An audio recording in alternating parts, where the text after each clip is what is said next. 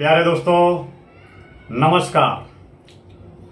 अगर आपने अपने जीवन में सबसे बड़े अमीर आदमी बनकर भी अगर आपने अपनी आत्मा के आत्म कल्याण के लिए अगर कोई भी काम नहीं किया तो आप सबसे बड़े गरीब हैं, क्योंकि आपने तमाम नाम, धन, पद, प्रलोभन की सारी सांसारिक सफलताएं आपने इस स्थूल शरीर के लिए प्राप्त की है। स्थूल शरीर यानी कि आप मुझे देख रहे हैं, मेरी शक्ल, सूरत, मेरे चेहरे को पहचान कर, इस स्थूल भौतिक शरीर को देखकर आप पहचानते हैं कि इस व्यक्ति का ये नाम है, ये इसका काम है।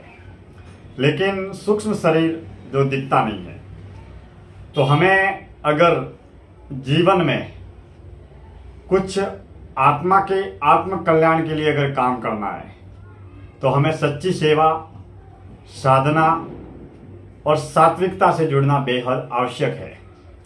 अब आप सोचें कि इस जन्म में जो भिखारी भीख मांग रहा है वो पिछले जन्म में दुनिया का, देश का सबसे बड़ा बादशाह या सबसे बड़ा अमीर भी हो सकता है। इस जीवन में जो सबसे बड़ा अमीर है वो पिछले जन्म में सबसे बड़ा छोटा, निम्न या भिखारी भी हो सकता है, क्योंकि इस जन्म के कर्म, अगले जन्म के कर्म और अगले जन्म के कर्म, न जाने कितने जन्मों के कर्मों का प्रभाव हमारे इस सूक्ष्म शरीर पर, हमारे आत्मा पर है। अगर हमारा शरीर, ये स्थूल शरीर जो आप मुझे देख रहे हैं, इस स्थूल शरीर में अगर मैं बीमार हो जाऊं, बुखार आने लगे, दर्द होने लगे, सर दर्द होने लगे, तो हम अच्छा खान पान रखते हैं, हॉस्पिटल में जाते हैं, दवाइयाँ लेते हैं, क्योंकि ये स्थूल शरीर है जिसका हम सेहत, सूरत का पूरा ख्याल रखते हैं, नहाते हैं, अच्छे कपड़े पहनते हैं। जब हम उस स्थूल शरीर का इतना अच्छा ख्याल रखते हैं तो हम अपनी आत्मा का क्या ख्याल रखते हैं? ये स्थूल शरीर तो जन्म और बूढ़े होने के मौत के दौरान शमशान में जलकर राख हो जाएगा और हवा में उड़ जाएगा। पंच तत्वों का पुतला पंच विकारों को भोग कर पंच तत्वों के ब्रह्मांड में शामिल हो जाएगा। लेकिन जो आत्मा सालों से, सदियों से अजर है, अमर है, उस आत्मा के आत्म कल्याण के लिए आपने क्या किया? मेरे मन में एक बार ये चिंतन का सवाल उठा।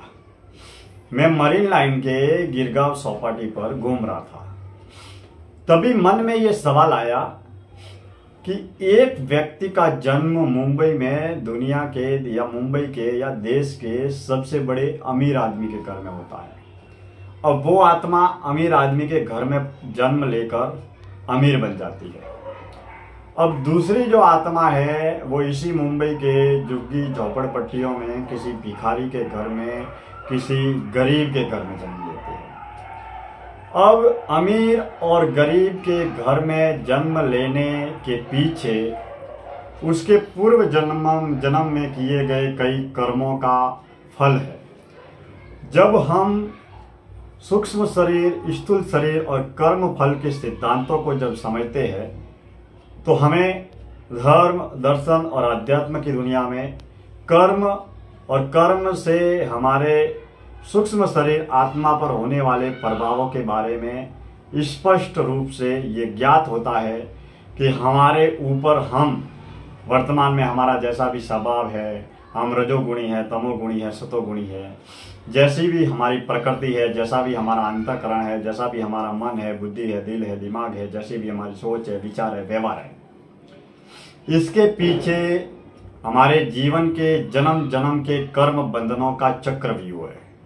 अब अगर हम सात्विक सतोगुणी पथ पर आगे बढ़ना चाहते हैं तो हमें आत्मा के कल्याण के लिए सच्ची सेवा करनी चाहिए, साधना करनी चाहिए, सतोगुणी पथ पर चलना चाहिए, सात्विक भोजन करना चाहिए और जीवन को सबसे ज़्यादा दयावान, करुणावान बनाना चाहिए, ताकि हम अपनी आत्मा के आत्म कल्याण की ओर अग्रसर हो सके। हम जितना सेहत का, शरीर का, स्वास्थ्य का और इस स्थूल शरीर का ध्यान रखते हैं, उससे भी कई गुना ज़्यादा हमें हमारी आत्मा का और सूक्ष्म शरीर का ख्याल रखना चाहिए। क्योंकि सूक्ष्म शरीर तो जन्म जन्म से अमर है और इस जन्म के किए हुए कर्मों के अनुरूप ही हमारा अगला जन्म भी होगा। जबकि ये स्थूल शरीर जो पंच तत्वों का पुतला है, ये तो 50 साल, 60 साल, 70 साल, 80 साल, 90 साल की उम्र में जीवन को जीकर खत्म हो जाएगा। माटी का पुतला माटी में मिल जाएगा। इन तमाम बातों को सुनने के लिए दिल से शुक्रिया। आप हमारे YouTube चैनल से जुड़े रहे। हम अगले चिंतन में ये चर्चा करेंगे कि इस धरती पर जो भी क्रूर, निर्दयी, मांसाहारी, तमोगुणी, तामसिक, क्रूर, निर्दयी, नशेड़ी, बुरा या बुरे से बुरा चित्त की वृत्ति वाला जो आदमी है, उसके जीवन में कर्मों के जरिए उसकी अगले जन्म की वृत्ति क्या होती है, इस विषय पर हम विस्तार से चर्चा करेंगे। आपने इन तमाम बातों को सुना, इसके लिए दिल से शुक्रिया।